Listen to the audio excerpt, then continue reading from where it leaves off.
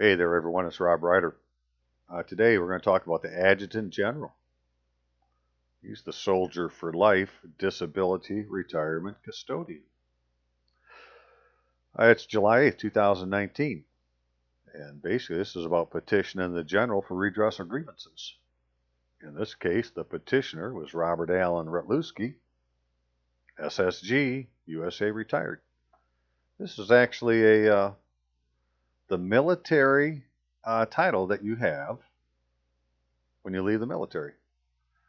Because you're a soldier for life. If you served in the military, they don't discharge you from the military. They discharge you from active duty, but not from the military. You're a soldier for life. And they say it, right? So I'm not arguing with them.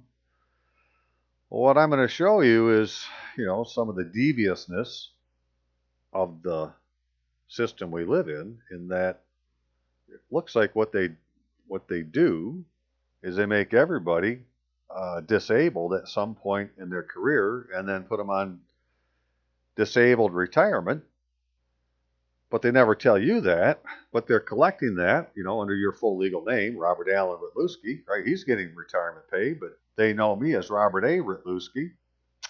Well, that's not the same name.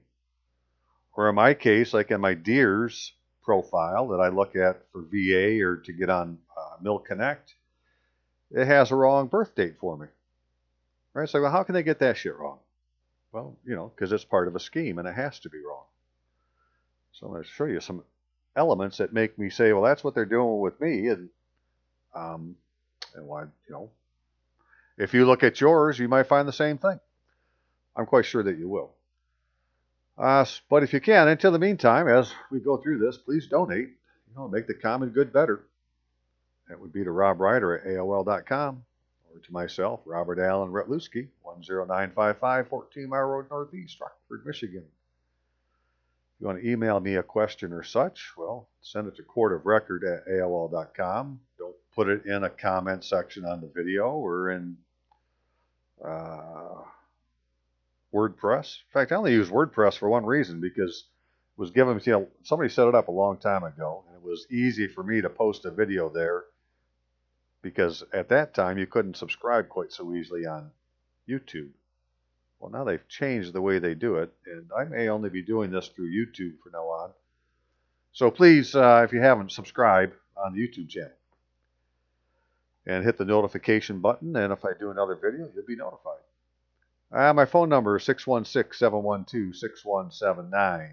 So the things I want to show you all run through the Adjutant General's office. Now, of course, it's different for the Air Force and the Navy, but and I don't know if the Marines is separate from the Navy or not, but they're all going to be very similar, just using different titles. And so for the United States Army, it's through the Human Resource Command, right? There's an office called the Adjutant General, and he's over certain things, and one of them is the U.S. Army Physical Disability Agency. All right, so here's Adjutant General. These are all the different breakdowns of how his organizational chart is. But as far as organization, where did I find that? Okay, HRC leadership.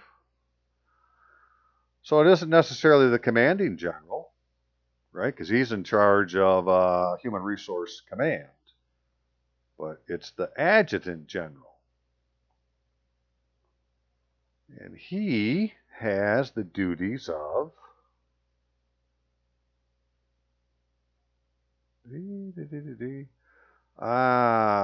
Commanding General Physical Disability Agency and the Military Postal Agency.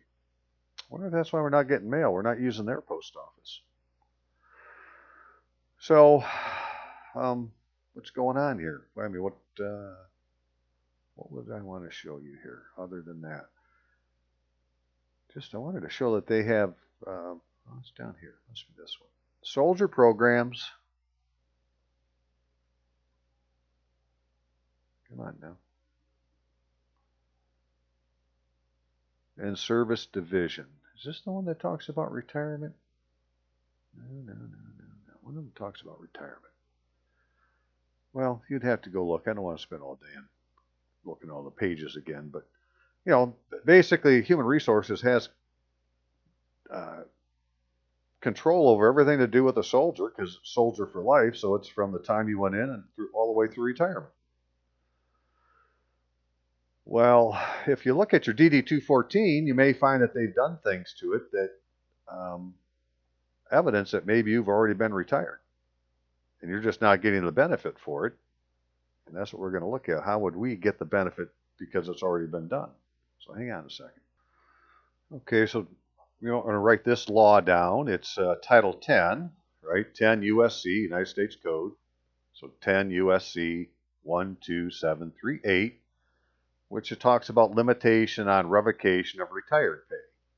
After a person is granted retired pay under this chapter, or is notified in accordance with Section 12731D of this title, that the person has completed the years of service required for eligibility for retired pay under this chapter, the person's eligibility for retired pay may not be denied or revoked on the basis of any error, miscalculation, misinformation, or administrative determination of years of service performed as required under Section 12731A2 of this title, unless it resulted directly from the fraud or misrepresentation of the person. So once they say that you're retired, and, you know, they did it, and it wasn't anything that you did, well, they can't take it away from you. You're retired. And that's what they're doing, I think, is that for this reason, I was looking at this fiscal year, fund I showed last couple videos, military retirement fund, audit, financial report. And if you go in here, it says that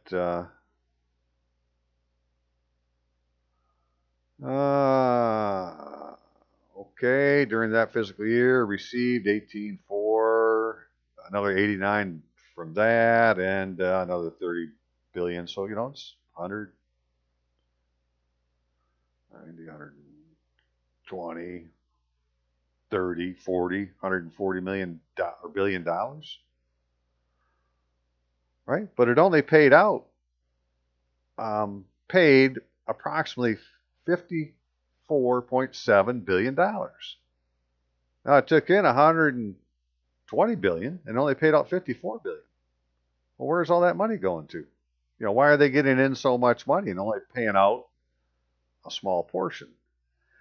And I don't know what numbers to believe when I look at these things, but one of them says that the fund has where are you at, man? Jeepers.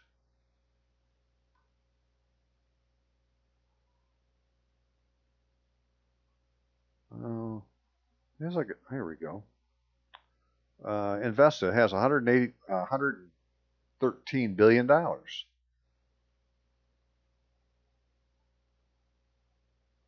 That's not the one I was looking for. Anyways, right? So it's only paying 50 billion a year, and it's got over $800 billion in it. Well, then somebody's making a lot of money being the administrator of an account that never gets used, because they're getting plenty of money in every month or every year to pay the amount for retirement. So why is all this in the account? Well, it's because they didn't pay it to somebody, and somebody is getting paid to administer this account. That's why they did it. And what they did is they gave all of us retirement disability without telling you, and somebody else is taking advantage of it. Well, how would you undo that if that was the case? Is what I'm trying to figure out. And so I'm going to go petition the Adjutant General directly. And basically, that's what I did today. I sent him a petition. I'll show you in just a second. Hang on here. All right, so anybody who has a DD-214 has seen that copy. That's the member 1 copy. That's the top copy, apparently. And they are different over time. Mine isn't exactly like this, but has basically all the same information. It just isn't quite the same. But this is the first copy. Well, this is an 8-copy document, and all the rest of the copies have this tab on the bottom that has these from 23 to 30. More information than you get if you only get the top copy. Now, on mine, it showed that I hadn't signed in block 21. So I didn't even know that there was another copy. I never saw the damn thing. I didn't sign this, right? They must have mailed it to me.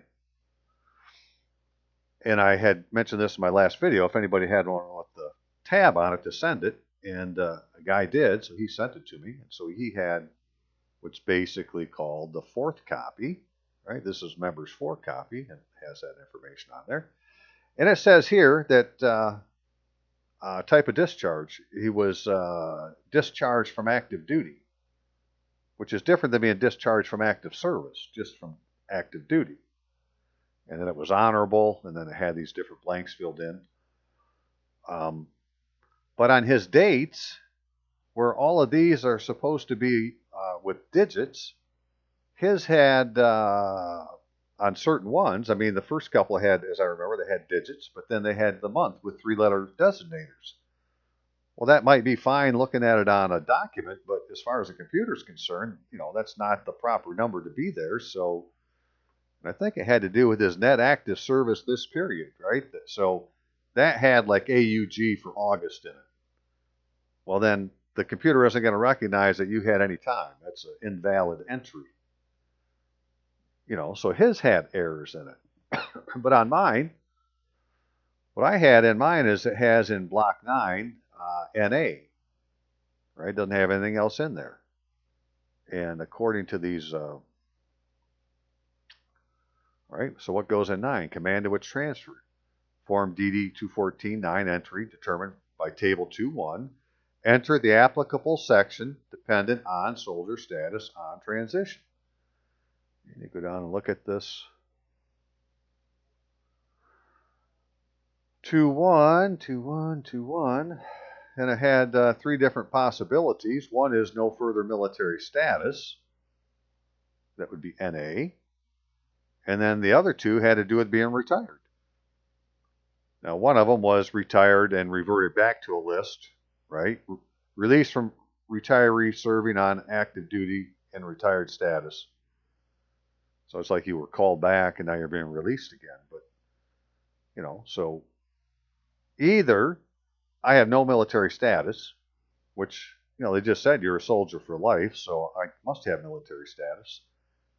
They show that if you're, retired from the military, that you have a military title. And part of retirement isn't just retired pay for having 20 years of service or 30 years of service or whatever. It is also for disability retirement, which is different than VA disability. It's paid by the DOD. And the Social Security is different because the military had certain entitlements in through Social Security that you can only get by being retired through the military.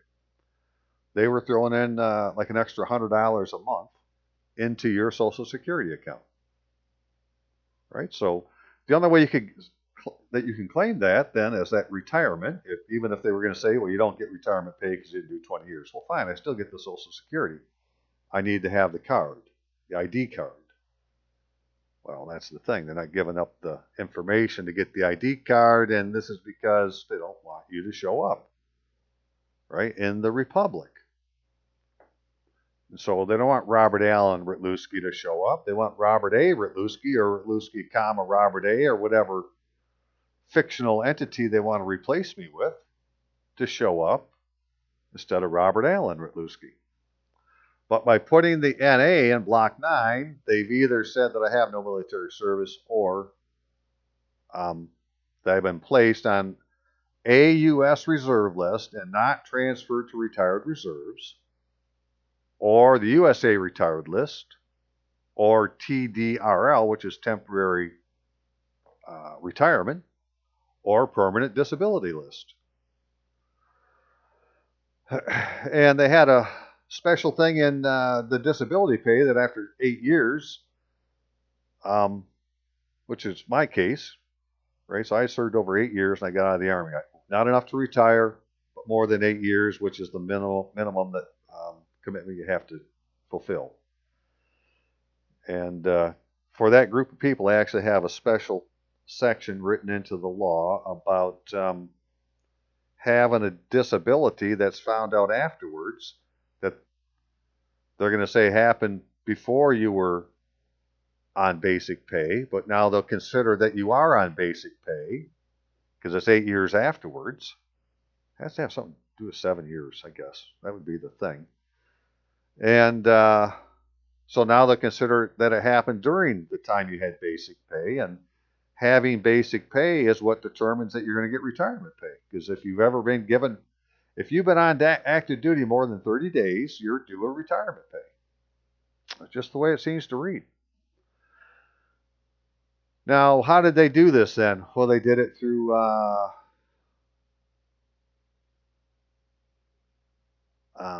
this is what one is this? This is AR 635-200, page 23, which is active duty enlisted administrative separations. Because if you're going to get separated from the military, which is what this other one was talking about, right? No further military status. Well, then you would be separated from the military. Well, you could be separated for deserting, or you could be, well, no, you wouldn't be separated yet. You'd just be a deserter. But you're still in the military. You still have a military status. You're a deserter.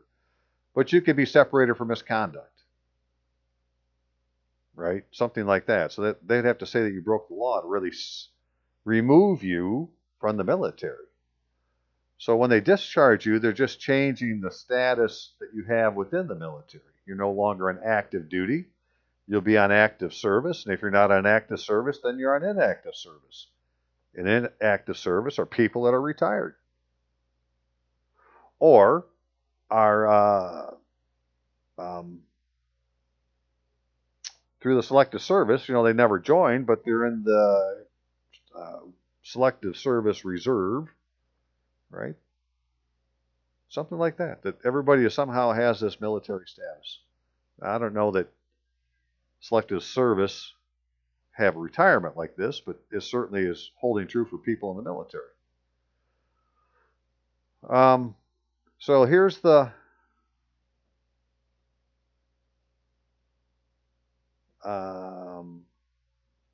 regulation on doing administrative separations. And one of them is a medical dental care required for sick in hospital when period of service expires. It says a soldier may only be considered for retention past the release date when one or both of the following apply. Continued health care is required, but it must be in hospital status, but not necessarily occupying a bed. Or there's something wrong with that paragraph there. So physical disability processing is required or has been initiated. The request for retention will be submitted per paragraph B and C below. Soldiers determined medically fit for retention or separation will not be retained past their release date. Well, what is this thing about continued health care is required? When you look at the DD 214, it has this block on here talking about member was provided complete dental examination and all appropriate dental services and treatments within 90 days prior to separation. Yes or no? Right? Now, mine has the statement written in that I did not get that, but the guy who's sent me his was checked no. He didn't have it either, right? So dental examination, dental services are in hospital in the military. You go to the frickin' hospital to go see the dentist, right? So that would say, hey, we can hold you past your date because you haven't had dental work done within 90 days of retention or of discharge. Separation as it was. But again, they're really not separating you because The brother that sent me his, he had served 13 years and he was getting out, and it said here just it was separation from active duty. And that he was going to the USA, United States Air Force Reserve, USARF, or FR, USAFR, which is where anybody from the regular Army, Navy, Air Force, Marines would go to the reserve of that particular command or force. So let's see what else it said.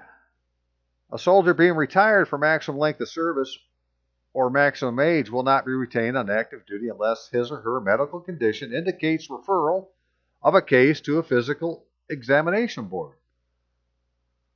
Right, now that could have happened way back in the day and it's never been taken care of, right? So it's still sitting there. And because they're talking about people here, this is people who served, they're full time, right? So retired for maximum length of service or maximum age will not be retained on active duty unless his or her medical condition indicates referral of the case to a physical evaluation board. So someplace in somebody's record, it's going to say he's got a condition that's been referred to a board. Oh, that's all they need to know. They don't need to know what it is.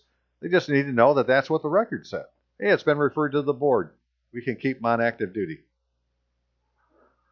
Past your maximum age date, right? You'd be 75 years old, still be on, what they call active duty. They're going to keep you off the damn list. When retention is required, the hospital commander will notify headquarters. No soldier will be retained beyond his or her scheduled release date without written consent signed by the soldier. If the soldier is mentally incompetent or otherwise unable to sign, the next of kin or legal representative will be requested to sign for the soldier. And this is where the thing comes in that when you go into the military, you lose your middle name, right? Robert Allen Rutluski became Robert A. Rutluski in the military. That's how I was taught to sign my name. So, right, they get rid of your middle name. And somebody else is using it. You've been given, you've been given legal representative. You have an agent now. The consent affidavit will be filed in the soldier's MPRJ or local file as appropriate. USA DA Form 201. I have to look and see what that looks like. I haven't looked at it yet. But you can find most of these forms online. Just Google DA Form 201. See what comes up. Soldier retained under this paragraph is subject to favorable or adverse personal action, including actions per this regulation. However, the soldier's later demand discharge, he or she cannot be retained on active duty for the sole purpose of taking such administrative action. A soldier authorized by law to administer oaths under the UCMJ will swear the soldier and tell the soldier how he will benefit from remaining on active duty in the Army beyond the scheduled date. And if he elects to be discharged or released from active duty as scheduled, he or she will not, after such discharge or release, be eligible for separation or retirement for physical disability. Okay, so you want to stay on active duty so you can be separated for physical disability, apparently. But did anybody ever have this told to them? Right? And I don't think that we do because, well, they're not talking to us. They're talking to our legal representative. He's signing for us. Right? And it's been done on our, apparently on our behalf without us knowing. Now we've been retired. It's going into this account. It's building up this trust fund for retirement that's 20 times bigger than what's required to pay the year's bills. Well, somebody's getting paid to administer that. But, it should be in your pocket if you're a veteran. Because it's already been done. They can't take it away from you. So that's why I'm saying, hey, you already did it. If it was some schemer's idea, fine. But it's been done. Now give me my retirement. So what I did, I'll read some more of this in a minute, but, I was just reading all this. Okay, well, I'm just going to go to the U.S. Army Physical Disability Agency. All right, that would be, where did they go? I left the page. Here we are. The U.S. Army Physical Disability Agency. And they had an email address to use to get a hold of the deputy commander. I said, well, that's good enough for me. As I find it again. There we go. So I said, U.S. Army Physical Disability Agency, Deputy Commander, notice, petition for redress of grievances, right? Tell them why you're coming. Subject, soldiers petitions. Soldier petitions the Adjutant General for redress of grievances affecting retirement status. That's why I'm here. I am Soldier for Life, Robert Allen Ratluski. My DD 214 attached indicates that I was retired from the regular Army, NA and Block 9, but I have not received any disability retirement pay nor service pay, nor has my request for a DD Form 2S, right, not just a 2S reserved, RES1, because that'll be the Geneva Convention. It'll say on the front, Geneva Convention, right? That's the kind of ID you want. You don't want one just for privileges. You want one that says Geneva Convention, because then you're protected by the Geneva Convention. So, that's what I wanted. Recognized identification card acknowledging my status. Been granted.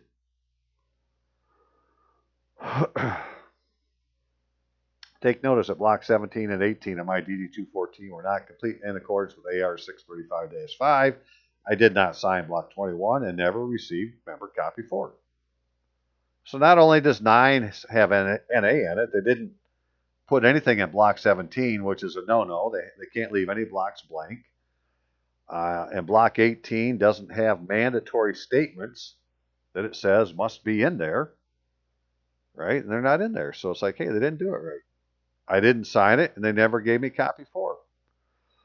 But according to 10 U.S.C. 12738, limitations on revocation of retired pay, which I also attached, the decision to grant a person retirement pay cannot be revoked unless it resulted directly from fraud or misrepresentation of the person.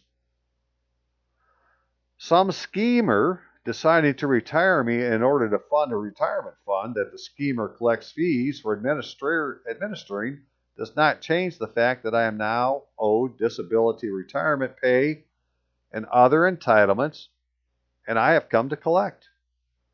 My understanding is that a retirement separation decision would have been based on the decision of a U.S. Army Physical Disability Agency. Board, you should have said after that. And that my case could be in limbo, awaiting some future event, such as my contacting this office. By this petition, I am asking the Adjutant General acknowledge my retirement status and grant equitable relief for retired pay, Geneva Convention compliant identification, that'd be the DD Form 2S, benefits and entitlements due a retired soldier, and order execution of said relief without delay. My situation is evidence of a conspiracy affecting all ALL soldiers for life, intended to unjustly enrich administrators, slander a soldier's good name, and seize his liberty and entitlements. His and hers, by the way. Unless the Army is charging me with fraud or misrepresentation, I ask this agency to do its duty and confirm my retirement and see to my relief. If you require more information, then please ask me for it. Take notice that my place of residence is Oakfield Township, Kent County, Michigan, United States. The address for Oakfield Township is, well, it's Oakfield Township, And the reason I did this is when you look at these forms, sometimes they ask for the home address, sometimes they want the permanent address, sometimes they want the mailing address, sometimes they want the residence address, sometimes they want the physical address, sometimes they want the situs address. Well, your place of residence is the municipality that you live in. Mine's Oakfield Township.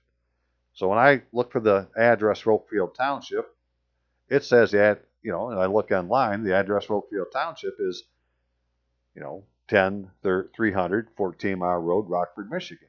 It's not my address where I live, although it's the municipality I live in. It's not my physical address, not my mailing address. It's my residence address or the home address. But if you want to mail me, well, then that's to this address. 10955 42 Mile Road, 14, 55, because my last two numbers are 55. I did videos and all that stuff. And my permanent address. This I'm taking off of, if you look at block 19, mailing address after separation, in the rules it says that has to be a permanent address, right? And so I'm not there anymore. I'm telling them now my address has changed. So hopefully that's good enough for them. We'll see what they do. But I sent that by email this morning. And, it just has to do with the fact that something's going on that they put NA in my block 9. And if they could say just simply that I had to have a dental exam, I never got it, therefore they could hold me past my service expiration date, then, then I never was separated from the military. And if I had been separated from the military, then they have separation pay for being separated from the military. But I never got it.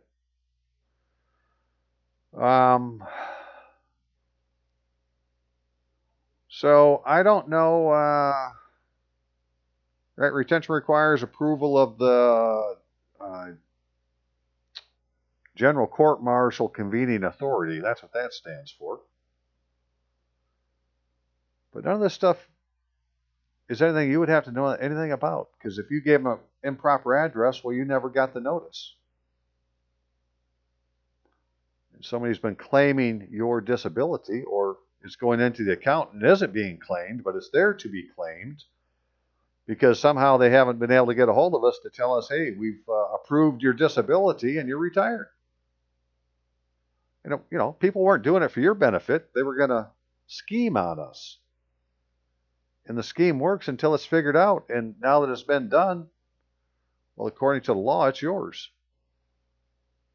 All right, so I'm going to find out. I'm going to the Adjutant General, right, through his U.S. Physical Disability Agency, because notice to agents, notice to principal. But these are the people that would determine if you are going to be retired or put on permanent disability, or whatever is going to happen next would happen going through an office like this. Okay, that's what I wanted to show. We'll find out what happens next. All right, but please, in the meantime, I can't pay my rent. Please help me out. Send me something. Very much appreciated. Okay, back to the common good. See you guys.